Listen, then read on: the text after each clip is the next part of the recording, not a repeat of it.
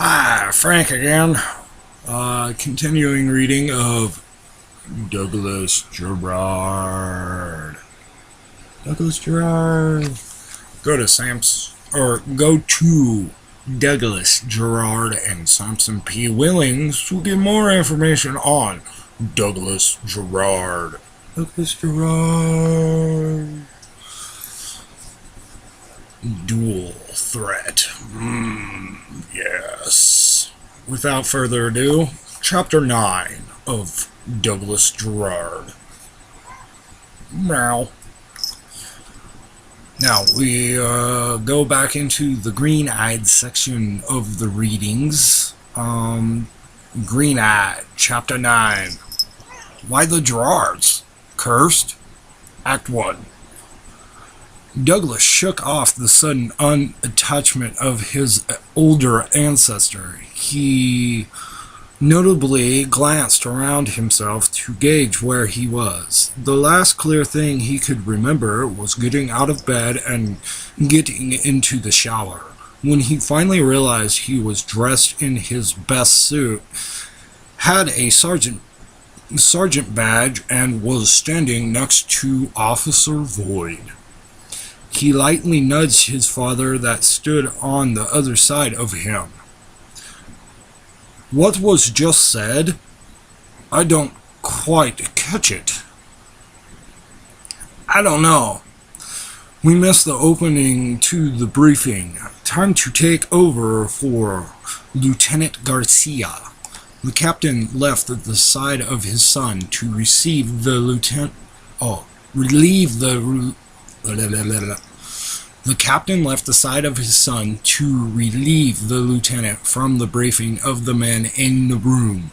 He walked up behind Garcia and placed his hand on her shoulder to signal he was there to relieve her. She respectfully backed up and let him take the lead of the briefing. He took in a deep breath and let it out before he began where she left off. Okay, gentlemen, as the lieutenant said, this is the man we are all together to catch, Jan Ross Dover. At the same time, we are raiding the Dover boatyard. The captain pointed out a picture on the corkboard at the head of the room. He then pointed to another picture, but in this picture there was a man's mugshot photo. The man in the photo held up a black slate in front of himself in true police fashion, and an emotionless look on his unshaven face, while he stood wearing torn and tattered clothes with blood on them that came from his own face. The captain averted his gaze from the corkboard and towards the detectives and officers that filled the room as he still pointed to the photo. Remember this face as well. This is the next person of interest, Ethan J. Collins, aka J. He is wanted in connection in the death of Officer Cherry Murphy. Garcia began tearing up at the mention of Murphy's killer while the captain briefed the room. As he continued through the report on Jay, she broke down a little. She held back the tears until Murphy's name was said out loud. Rather than bursting into tears in front of everyone, she ran out of the room and to the bathroom. The captain motioned for Douglas to go after her, since Douglas already knew all the information on the raid. Garcia, wait! Douglas hollered quickly to try and stop Garcia before she ducked into the ladies' room.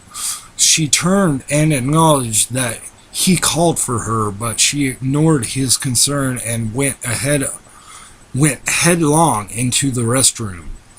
He rushed after, then realized he was in the ladies' room after quickly viewing the lady's symbol on the door. He looked briefly from one side to another as he entered cautiously. He slowly looked around the restroom to make sure that there was no woman using it as he spotted her standing in front of the running sink. "It's all right, Garcia.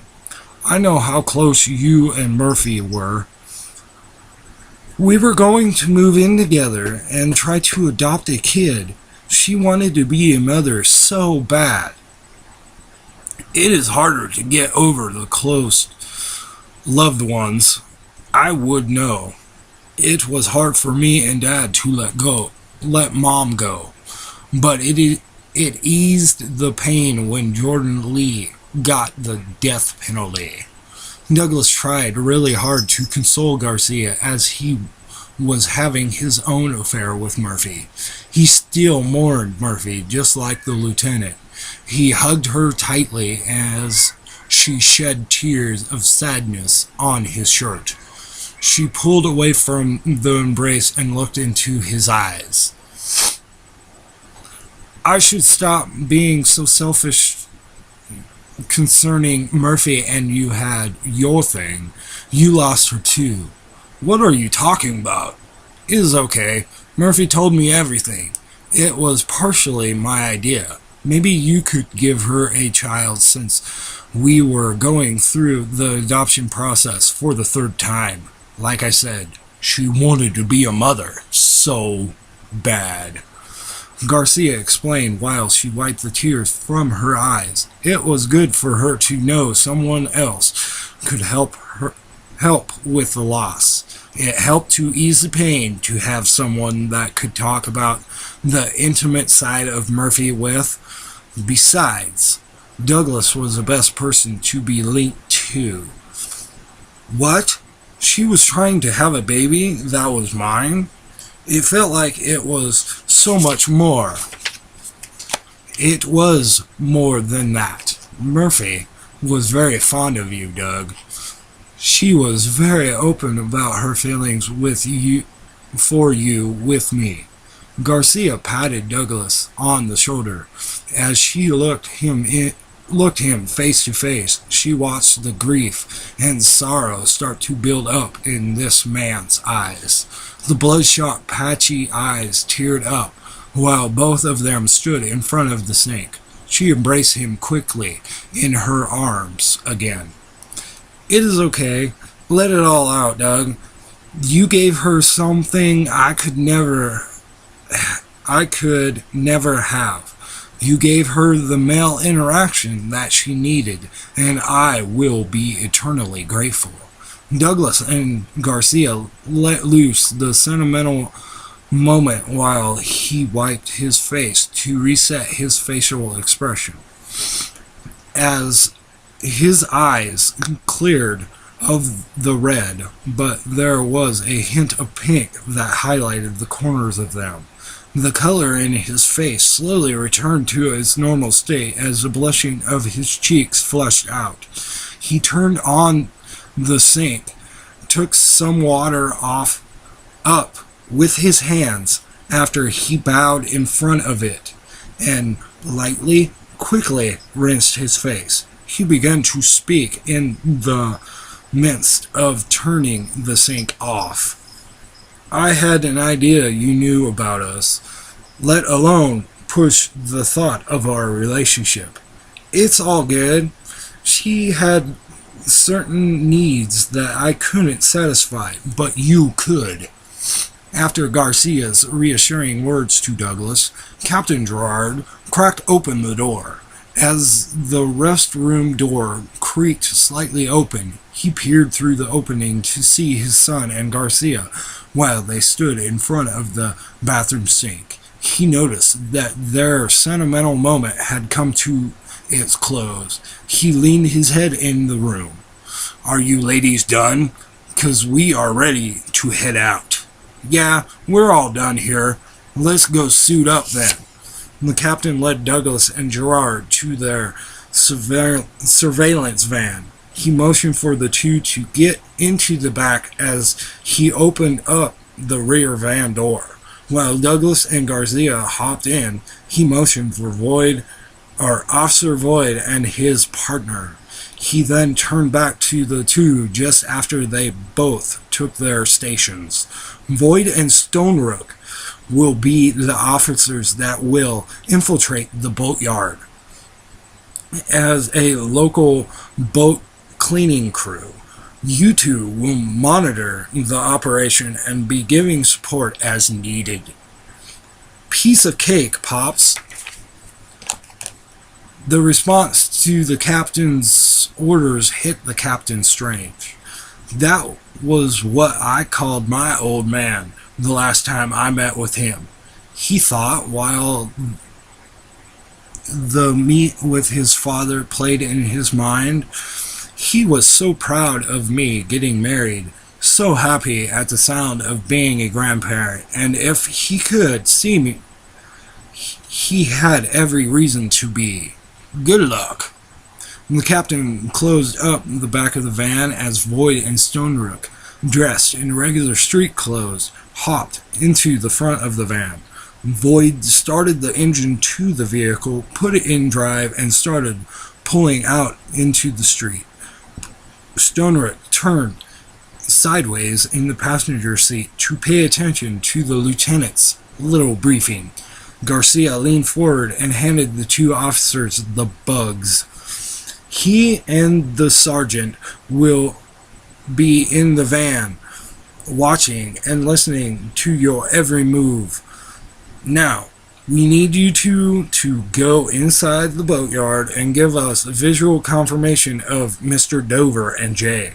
Once you spot them, you will say the phrase, "The grass is damp." Douglas blurted the words as they rolled through his brain and interrupted Garcia's briefing of the men during the road trip. Why do those words seem a logical code phrase? It really doesn't make sense to talk about the grass at a boatyard. He contemplated the words. No, the phrase is the tide is low for this time of day. After you say that, two teams will raid the grounds. Now, what is the phrase? Garcia finished up her briefing with the question while she looked at Douglas with a dumbfounded look on her face. I wonder where Douglas heard it at. She pondered as she glared towards him. He better pull his shit together. The tide is low for this time of day. The two officers replied to Garcia's question as the van came to a halt in front of the boatyard. After Void put the vehicle in park and shut it down, they both exited the van and strolled up to the yard, while Garcia peered out the tinted window of the van to observe the two's approach to the dock. She started to wonder more about her friend. Was he ready for this? Doug, are you good to go? Yes, I was just don't know where that came from. I think maybe an old case. Well, this is not an old case. It is right here and right now. And to remind you, we are responsible for two men right now. Void and Stonerook are in. Garcia reported the progress of the mission while she tried her best to get Douglas's focus on the task at hand. Right after her words, she turned and joined Douglas at the monitors that he already viewed. They waited intently for a few moments in silence, awaiting the code phrase. As the silence got to him, he turned to ask her his own question. If you knew about me and Murphy, why didn't you join us?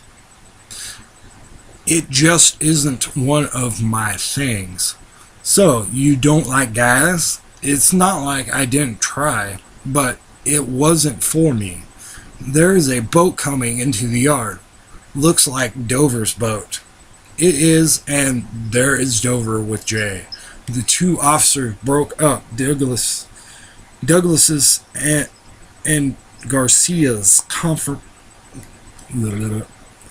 conversation with their report. As they viewed the monitors closely, they both confirmed the officer's report on the matter. After the positive ID, they ordered for them to wait until the boat was stopped to give the call. The boat slowly pulled into the dock while they waited. "The tide is low for this time of day," Stonework vocalized the code phrase as they observed Jay jump off the white and blue racing striped speedboat to tie it off. At the sound of the code phrase, Garcia gave the go-ahead to Team 1 and Team 2 to raid the yard. The police SWAT team began their raid as ordered. While the SWAT team made their way to apprehend Mr. Dover and Jay, Mr. Dover jumped behind the speedboat wheel and opened the throttle all the way. "Stop that boat!" Garcia yelled out as she watched it fly away from the dock of the boatyard. "We need Mr. Dover to make the case," she urged through while she watched Dover's great escape. "At least we got Jay," she mentally remarked when the team cuffed Jay. "Damn it, Dover got away." "It's okay, Doug. We can see what Jay can tell us about his boss. We still have a big win here." Garcia opened up the back of the van and got out. She then turned to Douglas and waved him out to follow her. He took off his earphones and put them on the monitor desk. He then stood up and followed her out. "What now, Lieutenant?" "Let's go see what now, Sergeant." And that was Chapter 9. Why the Jerrods Cursed, Act 1. And this has been a reading of Douglas Jerrod. Douglas Jerrod. Remember, go to Douglas Jerrod and SamsonPWillings.com to get you your own copy. Thank you, and have a nice day. This has been a reading from Frank. Out.